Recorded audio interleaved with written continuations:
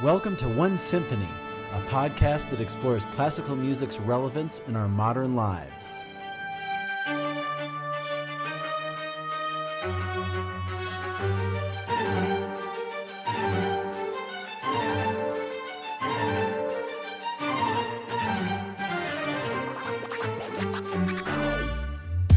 I'm Conductor Devin Patrick Hughes, and I'm here to share with you stories and conversations with musicians, composers, and artistic entrepreneurs that aim to unite us into one symphonic world. Damien Geter is a celebrated bass baritone described by Northwest Reverb as amazing to listen to, possessed of a rolling resonant voice even at the lowest register. Damien's varied credits include performances from the operatic stage to the television screen. In addition to his vocal accomplishments, he is Richmond Symphony's composer-in-residence through 2026 and serves as interim music director and artistic advisor at Portland Opera.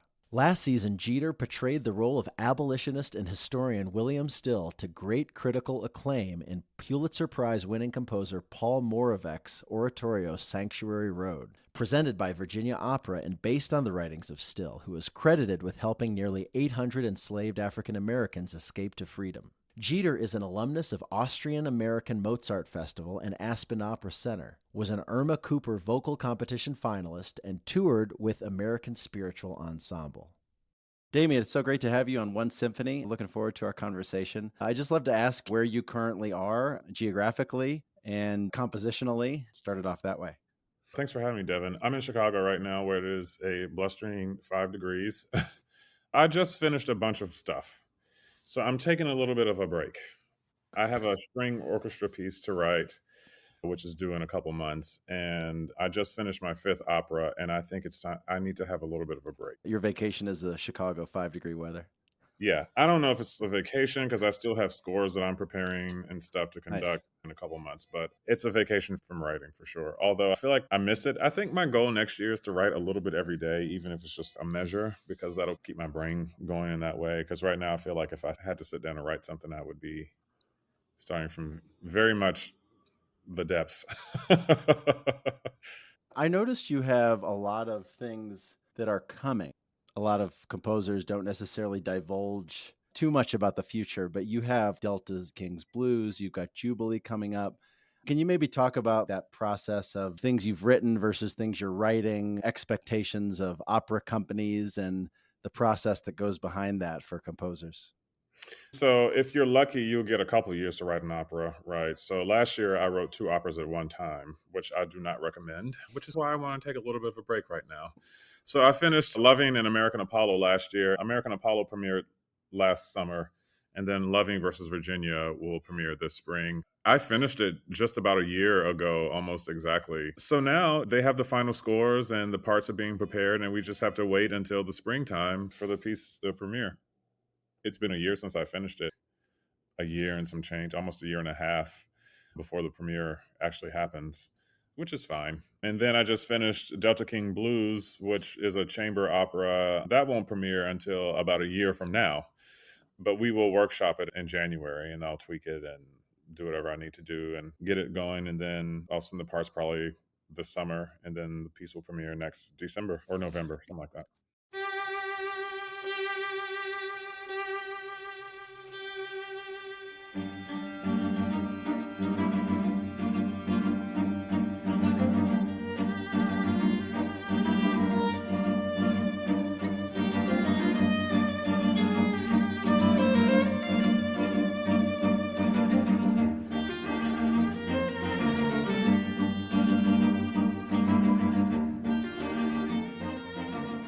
You are obviously a singer as well. One of your most recent productions was The Undertaker from Porgy and Bess at the Met, and you sang Donizetti, Mozart, Puccini. Can you talk about that process of putting an opera together? Because you have the unique perspective of seeing it from both a performer standpoint and a composer standpoint. Do you take in your career as singing some of these big operatic roles, do you take kind of that into consideration, what the schedule is going to be like, who's going to be singing, who the orchestra, is there an orchestra, who the conductor is, what the company is? And maybe can you talk about that process for somebody who might go to see an opera, but not really know what it takes to put it together? Certainly, there are several considerations that I am thinking about when I'm writing. Most often, the biggest one is who's going to sing this? And if I'm lucky enough to work with a company that gives me the flexibility to have some say in casting, that allows me to write for a particular voice, which can be limiting at times because if the piece has life, if more than one production is happening at the same time, obviously that one person can't do all productions at once, but at least it gives me a little bit of a guidepost as to what kind of voice I'm writing for. Is it a more lyric voice or is it a more dramatic voice? Things like that. My best education in writing opera was being in operas. I always say that my teachers were Puccini and Verdi because the way that they are able to communicate the drama through the music is the template for how it should be done. I also really love Britten, by the way. He's probably my number one.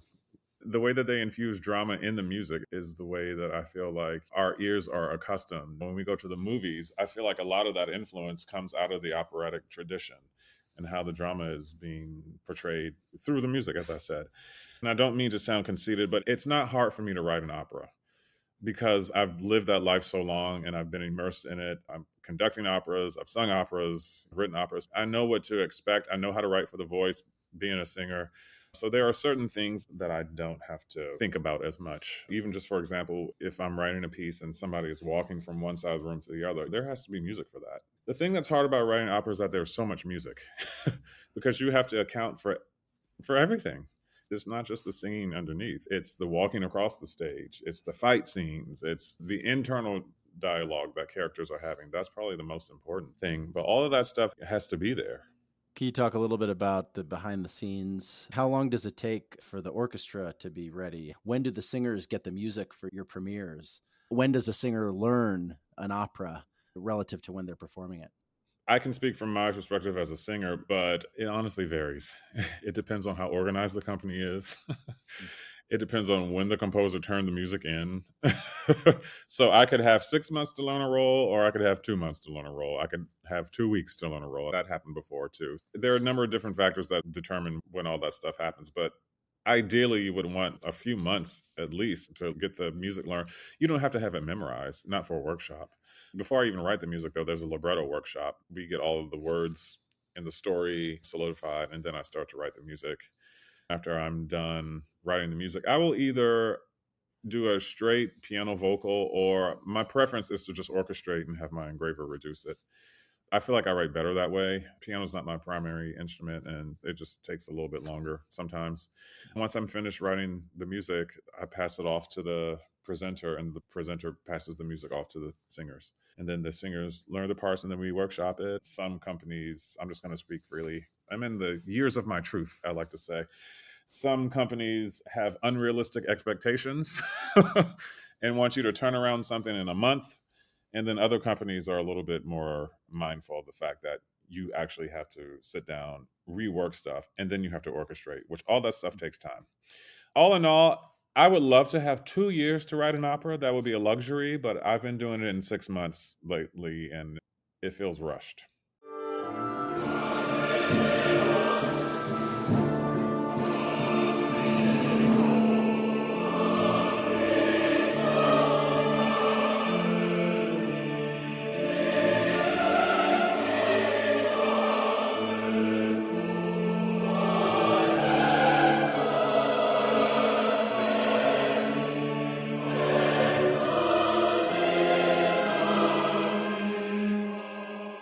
American classical music is always struggling to bring in enough funding to make the artistic programming possible.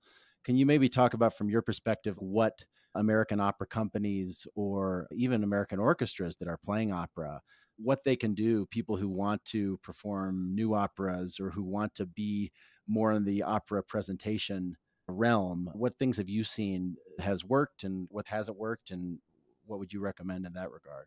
Yeah, I think we're still trying to figure that out. I don't know what the answer is. I don't think anybody knows what the answer is. I think the Met thought they knew what the answer was, but then we see last season they programmed a bunch of new operas and they sold half the house. I do have some thoughts on it though. My perspective comes from the point of I think that there are audiences who are hungry for new opera. So the myth that new music and new opera and things like this are not something that audiences want to digest, I think that's wrong. I think that when people see themselves represented on stage, they are more likely to come to the opera. If you see an opera that revolves around a rural community, for example, you're going to see a different audience than if you see Verdi's Otello, for example. If you see Black people on a stage, you're going to see a different audience than if you go to an audience that has Marriage of Figaro. And I think that is the way to build audiences, because I think that people have these ideas about opera and it being this elitist thing when really it is for the people and has always been for the people. And so new music, new opera, I think is a great vehicle to do that. And in addition, I think that if you mix up old and new, because a lot of people, I think there was a survey that came out lately that a lot of younger people are going to the opera now, and they want to go and they want to see the Carmens and they want to see the Barbara Sevilles and things like that. So I don't think that we need to get rid of those things necessarily, but I think if we couple them with new things and we have partnerships with communities and things like that, which is very important. We have to be out in the community because our companies are not state funded, right? So we got to get our money from the people, which means we need to go to where the people are and we need to reach the people in a way that'll influence them to come to the opera and want to support it. If more people went to the opera, I think they would find that they would like it. It's the culmination of all the arts. Those are my thoughts on it.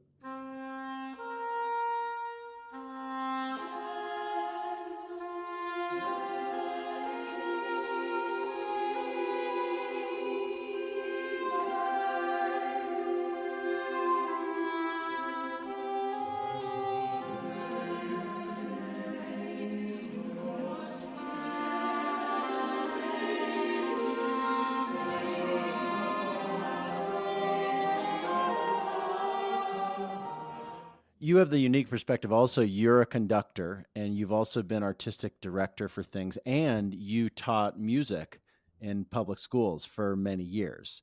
Can you talk about any of the things from what you just outlined that have worked connecting people to the kind of folks opera that you said it is historically? Honestly, as a Black man, representation matters. I haven't been in the classroom for a while, but I can remember the students being like, okay, opera, what is that? That is not interesting to me. And then I would sing for them and they would like it. I don't think a lot of people give it a chance because they don't see themselves on stage. Even when I was a kid, I wanted to be a musician, I wanted to be a conductor. I never saw people who looked like me on the stage. So it made me wonder. I didn't have the direct thought, I don't see any Black people, but there was something within me that thought, oh, that's not for me. So representation absolutely matters. I'm composing residence for Richmond Symphony. Anytime they ask me to do stuff with young people, I make sure I do it because I want Black and brown kids to see that they can do this too. That's the most important thing, is representation.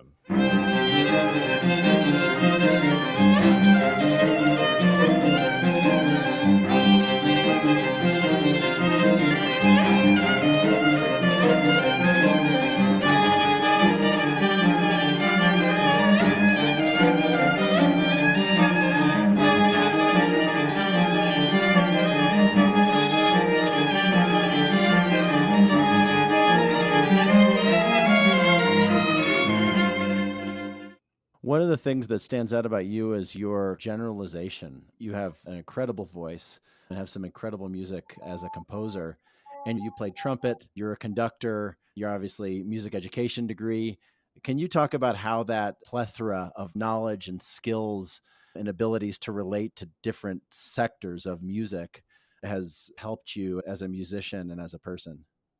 Yeah, I used to be very self conscious of the fact that I sort of dipped my toe in a variety of things, but it has led to the musician that I am today, especially the composing stuff. I was a trumpet player and I was a pretty good trumpet player too. I took piano lessons as a child, I played the organ for a while. So I have that instrumental background. And obviously, I sing, so I have the singing advantage too. So, what more do you need as a composer? Conducting point of view, I'm very comfortable working with instrumentalists. I'm very comfortable working with vocalist because I've lived in both worlds. Having taught both of those things, teaching is the best education that one could ever have for themselves because it allows you to really think about how to play an instrument, how to put these notes on the page so that they make sense for the person who's going to play it, how to make something not impossible to play, how to lay out a score so that when a conductor looks at it, it makes complete sense. What meter should I put this in that makes the most sense? All of these things feed the musician that I am today. I'm glad that I've had all of those experiences. And I look back now and I say, oh, now it makes sense that I did all of those things because I wouldn't be where I am today. I'm very comfortable in jazz as a trumpet player. I feel very complete in a way. I feel like it feeds my writing as well as my conducting because I like to think of everything sings. No matter if you're singing out of your throat or if you're playing a violin, everything sings. And that's the approach that I take. If you go to one of the greatest composers who doesn't have much opera, unfortunately, Beethoven, I always look at him as a social activist. He saw the world for what it was, and he thought that his music could actually unite people and bridge differences. That's one of the things that I love about your music and your output. You have this connection to what's happening. You're not writing in a vacuum. I think most composers probably aren't today, but you're so connected to these big social movements and issues. For example, in the talk, and obviously Loving v. Virginia. And maybe I'd love for you to talk about how you grew into that, and maybe with the focus on American Apollo. It's just a natural extension of who I am. I've always been somebody who has been on the side of social justice forever. I come from a family of people who made sure that I know who I am as a Black person. And I see the injustices that happen every day. Just the other day, a Black man was killed on a subway car. His assaulter, or whatever the word is, has been acquitted. We have another injustice. That is the lens in which I view the world. It is just a natural extension of who I am. And since writing is such a very personal thing, I can't not write about those things. Do I always write about it? No. But it is something that I have grown to do because I feel a sense of responsibility. And it is the way that I am able to voice how I feel about something. I'm not doing this for the audience. I'm really just doing it for me and for my people. American Apollo is a little bit different because the story it revolves around a social justice issue, but it's not as direct. It's a story of erasure and a story about class and all of those things which do feed into the systemic issues that Black people have to deal with.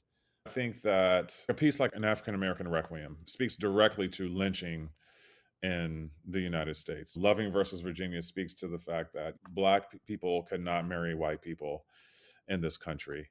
It was a couple, a very down to earth, simple couple from a very rural town in Virginia, probably very similar to my own, who changed the landscape of this country. Those are the stories that I want to start uplifting because if I live too much in the trauma of it all, then I start to get a little sad myself and I got to call my therapist and it gets very expensive after a while. So I want to live in the stories that talk about how we have endured and how we've come up out of these things and how we'll see what the next 4 years are like. But anyway,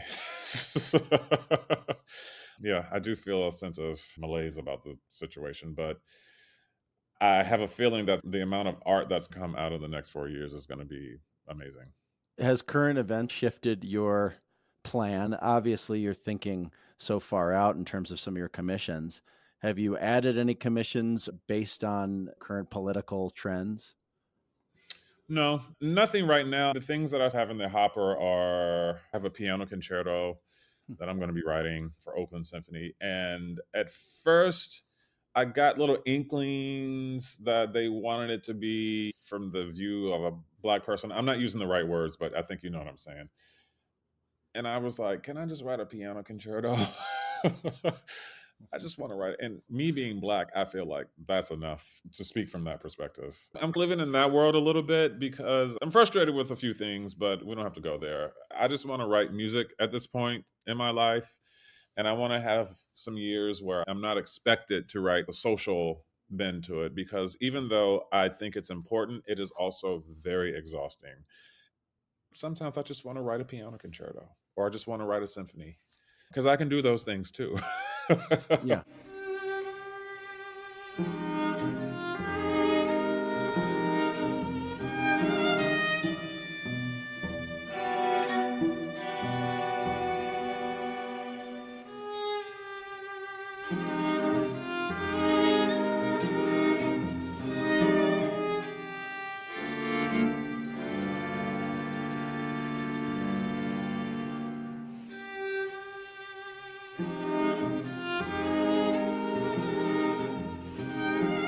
You think of the 20th century American music and composers like William Grant Still or William Ray Dawson or Florence Price. And as you described, their writing, the music they knew, but someone especially, I'm thinking of Florence Price.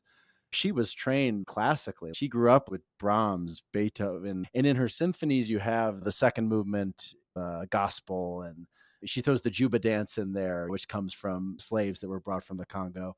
But there's so much Beethoven and Brahms and Bruckner and there this idea of just somebody wanting to be a composer. I think that's a cool point you bring up. And now we're in 2025. The arts are trying to equal the score in some way. People of color and female composers who have been neglected for so long. And at the same time, we're trying to find great music. It doesn't matter what your identity is. Can you talk Exactly. about that balance in terms of American cultural institutions? Nobody's asking John Adams to write anything from the perspective of his heritage, right? The expectation that's put on people of color, it's not fair in a lot of ways. And I think that just by the nature of me being Black, there inherently will be some Blackness that comes into the music. And whether that is something that is topical, or if I didn't intend it at all, it's going to happen. I came to this art because I love sort of the Germanic tradition of Brahms and Beethoven. And there's something in there that drew me to this art. And so I am influenced by those things. If you look at string quartet, a piano concerto, writing operas, that is very European, that comes out of the European tradition. And I wrote a piece called Cantata for a More Hopeful Tomorrow that borrows music from Bach. So I'm coming to this from the same perspective as maybe a John Adams or any other white composer. And I like to build music that is based on the traditions of the music that I have revered for so long, including Brahms, and Beethoven is my man. I'm building music off the traditions of those things. And so it's coupled with the fact that I am Black. And because I grew up in the church, and because I play the trumpet and I'm very familiar with jazz and improvisation, that stuff's going to come out in it anyway. And so I couple that with these sort of Germanic traditions in terms of form and things like that. That makes me Damien Geter, the composer. If people want me to write anything that's deeper than that, that's based on my experience as a Black person, that's fine. I need to know what the intent is, I think. A gentle wind, like a loving granddaughter, combing her grandmother's hair, carried her gift to the beginning.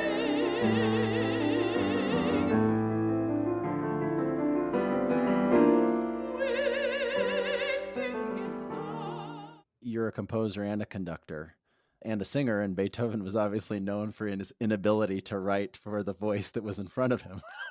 Can you talk about what grabbed you from him as a composer or a person, and when that happened, and how that developed in your music career, maybe particularly you as a conductor? The very first piece of classical music that I heard was Beethoven 6, Hmm.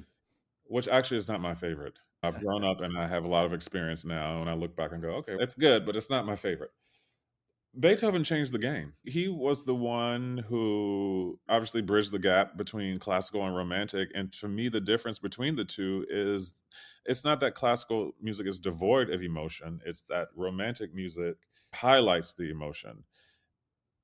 And Beethoven was the one who brought that out. I feel like he was the one who changed the way that we listen to all types of music, and the way that if he were alive today, I think he would be a movie composer. He was a rocker in Bill and Ted's Excellent Adventure, wasn't he? Yeah, I don't think they were wrong in that. And so for me, Beethoven is like a complete innovator and completely changed the game in terms of how we listen to music. I was looking at this reel from Stephen Schwartz, the composer of Wicked, and he referenced Beethoven in Defying Gravity and how he got the bass line from a Beethoven piano sonata. So he is always around us, and he's been dead for a while now, but his influence lives on. That's pretty badass. There's something in those late string quartets. Come on, there's nothing like it. Yeah, the Um, Rosa Fuga. yeah, and it's hard. Fidelio is hard. It was hard to play when it was written too. Yeah, absolutely. I could go on about Beethoven, but he's on my phone. He's like the background of my phone. I love Beethoven. Yeah, I've got my bust, but you're right. In 2025, it should be on my phone. Shouldn't it? What about Mozart? We talked about Beethoven and obviously Puccini and Britten and Verdi. I think of Mozart and somewhat Richard Strauss, but I think of Mozart as the father of all of that. And I see you sing Don Alfonso and Cozy. Yeah, I've sung Don Alfonso. To me, Mozart is the melody man. There are some melodies that you just sit back and you just listen to them and they just take you away. And some of those chord progressions to me rival any pop song out now.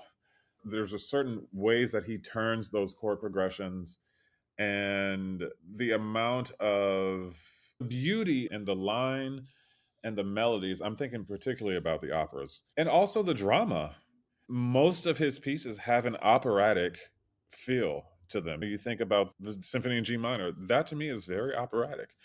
And the beauty of the line, the beauty of the melody, the simplicity of it at times, a lot of it is very complex, but there's just a warmth in Mozart that I just have grown to love. I was listening to auditions this past weekend in New York, and anytime somebody had Mozart on their list, I always asked for it because Yeah. one, Mozart does not lie. If you cannot sing, it comes out in Mozart. And if you have a beautiful voice, you can tell because of the way that you sing Mozart. Your technique has to be on point when you sing Mozart. I'm sure it is like that when you play it as well. So that's why I love Mozart. He's not a top five for me, but I do like him a lot. And in addition, as a musician, I just want to throw in there that you are an actor, you've been on Grimm, and you're an author. You have Music and Context, an examination of Western European music through a socio-political lens. It's currently selling at $180. I checked it out on Amazon. So can you just talk about those other aspects of your life and maybe a little bit about the book? I've done a couple of TV shows, and this is not something that I'm striving to do. It was a luck thing when I moved. I lived in Portland for a while, and I met with an agent. He was like, "You have a great look. Would you be interested?" And I was like, "Okay, sure, why not?" So he sent me on an audition, and I booked it. It was the first audition I ever did. But I'm not pursuing any of that stuff now. I'm glad that I did it. And every once in a while, somebody says, "Hey, I was watching Grimm and I saw somebody who looked like you." And I was like, "It probably was me."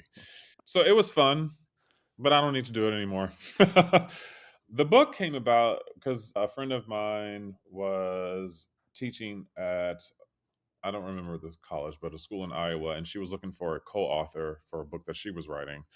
And I'm a person who loves history. We must have had a conversation about this. I love history, and the book that we wrote talks about what was going on politically at the time that certain movements or certain pieces were written. So that's what the book was about. It needs to be updated, although I don't want to be the one who does it. I don't know why it's $180. That's stupid. Well, it's really cool for me to look back at the time of when the Messiah was being played, when Rite of Spring was being played, or Beethoven 9, and just see the kind of social upheavals and relate that to historical context. What would you say maybe 200 years from now, somebody might go back and say, oh, this piece was written when this was happening, just Well, looking back? I'm a Democrat, and that's how I vote and things like this. But I think that 200 years from now, people are going to look back and say, oh, there was a lot of turmoil. People were responding a lot to the administration of 2016 in those 4 years. I think that people are going to look back, talk about George Floyd. I think they're going to look back and talk about Black Lives Matter, Me Too movement, because there are a lot of pieces that were written that were in response to those things. And who knows what the next 4 years is going to bring, but those are some of the things that I think.